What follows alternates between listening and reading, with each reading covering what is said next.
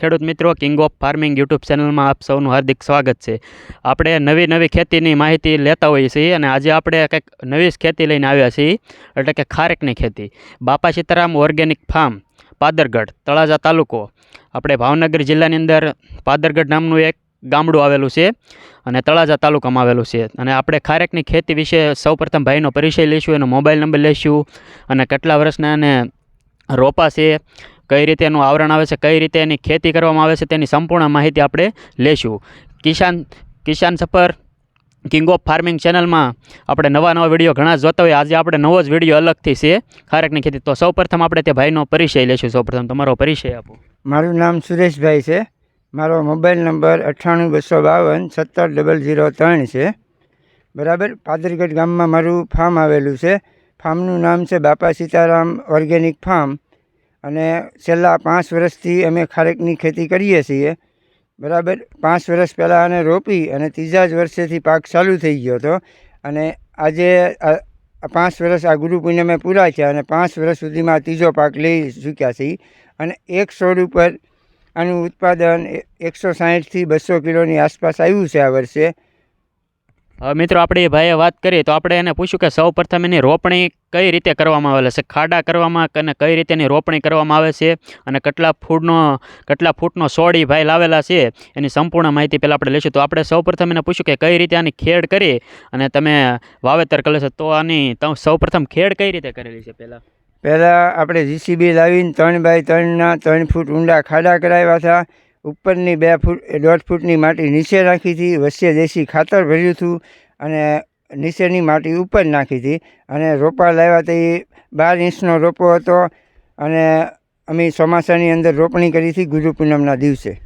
એ ભાઈએ વાત કરી તો એની આપણે વાવણી અને 2 છોડ વચ્ચે અને 2 આર વચ્ચે કેટલું અંતર છે તે આપણે પૂછ્યું. 2 છોડ વચ્ચે અને 2 આર વચ્ચે આમ કેટલા ફૂટનું અંતર રાખેલું છે તમે? 30 ફૂટનું અંતર રાખેલું છે અને 30 ફૂટનું અંતર રાખવું જરૂરી છે, નકર સામસામા પાંદડા અડી જાય છે. હવે ભાઈએ આપણને વાત કરી કે 30 બાય 30નું અંતર રાખેલું છે, 30 ફૂટ લંબાઈ અને 30 ફૂટ પહોળાઈ, કેમ કે જેથી કરીને એના પાંદડા ભળી ન જાય અને ઉતારવામાં બધી રીતે સહેલાઈ પડે એ માટે 30 બાય 30 અંતર રાખવું તે યોગ્ય છે. તો આમાં ખાતર કે કોઈ પણ પ્રકારનું દેશી ઓર્ગેનિક તમે આપેલું કે? ઓર્ગેનિક કોઈ પણ પ્રકારનું ખાતર નથી આપેલું. અમે ઓનલી ફોર દેશી ખાતર જ આપેલું છે, બીજું કોઈ વસ્તુ આપેલી નથી. આમાં દેશી સાણિયું ખાતર જ તે ને? આ સાણિયું ખાતર જ તે. હવે એ ભાઈએ વાત કરી તો આપણે દેશી સાણિયું ખાતર આમાં આપેલું છે. કોઈ પણ પ્રકારનું રાસાયણિક ખાતર કે રાસાયણિક દવા કોઈ આપવામાં આવેલું નથી. શુદ્ધ અને 100% ઓર્ગેનિક બાપા સીતારામ ફાર્મ હાઉસ ઓર્ગેનિક ખારેકની મીઠી અને ઓર્ગેનિક ખારેક છે અહીંયા. હવે એ ભાઈને આપણે પૂછ્યું તો અને કેટલા વર્ષે આનું આવરણ શરૂ થઈ જાય છે? એનું કેટલા વર્ષે આમાં આવરણ શરૂ થઈ જાય છે? ત્રીજા વર્ષે આવવાનું ચાલુ થઈ જાય છે. જો તમારો છોડ ત્રીજા વર્ષે એનું વજન ખમીએ કે એવી ક્ષમતા દેખાય એટલા પ્રમાણમાં પાક લેવાનો હોય છે. બાકી 5 વર્ષ પછી રેગ્યુલર પાક લઈ શકાય. ભાઈએ વાત કરી કે 3 વર્ષનો છોડ થઈ જાય અને એનું આવરણ આમ શરૂ થઈ જાય છે અને 5 વર્ષનો છોડ થઈ જાય એટલે એનું આવરણ શરૂ થઈ જાય છે. તો એક છોડમાં કેટલું ઉત્પાદન આપે છે? એક છોડમાં આ 5મા વર્ષે તો 160થી 200 કિલોનું પર છોડે ઉત્પાદન છે. એક છોડે 100 ને કેટલું? 160 કિલોથી લઈને 200 કિલો સુધીનું છે. 160 કિલોથી લઈને 200 કિલો સુધીનું છે. તો આપણે એને પૂછ્યું કે તમારે આ કેટલા થળિયા છે ખારેકના? મારે ખારેકના ટોટલ 257 થળિયા છે. 257. હવે આ તમે ખારેકનો રોપો કઈ નર્સરીમાંથી કે કઈ જગ્યાથી લાવેલા? હું ખારેકનો રોપો અતુલ વલસાડમાંથી લાવેલો. અને આપણે આ ખારેકની જાત કઈ છે? આ બધી જાત છે અને આ રોપા ઇમ્પોર્ટ થયેલા રોપા છે. મને ઇમ્પોર્ટના બિલ પણ મળેલા છે. ઇમ્પોર્ટ થયેલા રોપા છે અને બરહી જાતના આ રોપા છે. અને આ છોડવો તમને કેટલા રૂપિયાની કિંમતમાં પડ્યો હતો? મને આજથી 5 વર્ષ પહેલાં 3500નો એક છોડ પડ્યો હતો. 3500નો છોડ પડ્યો હતો. અને આમાં કોઈ પણ પ્રકારની સબસિડી કે કંઈ મળેલું સરકાર માન્ય? સરકાર તરફથી પર રોપે મને 1200 રૂપિયા સબસિડી મળેલી હતી. આ ભાઈ આપણને વાત કરી તો આપણે સંપૂર્ણ માહિતી લીધી. હવે આપણે ભાઈને પૂછ્યું કે આમાં પિયતને કેટલા સમય અને કઈ રીતે આપવાનું હોય તેની માહિતી જરાક લઈ લઈશું.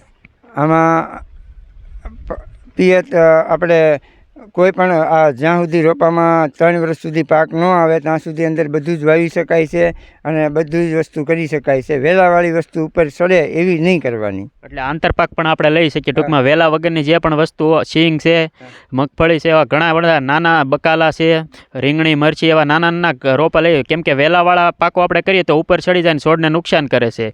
તે માટે આંતરપાક તરીકે પણ આમાં આપણે લઈ શકીએ 3 વર્ષ સુધી, કોઈ પણ વાંધો નથી આવતો. તો એ ભાઈને આપણે માહિતી આપી તે બદલ એનો આભાર. કિંગ ઓફ ફાર્મિંગ યુટ્યુબ ચેનલને સબસ્ક્રાઈબ કરો, લાઇક કરો અને કોમેન્ટ કરો.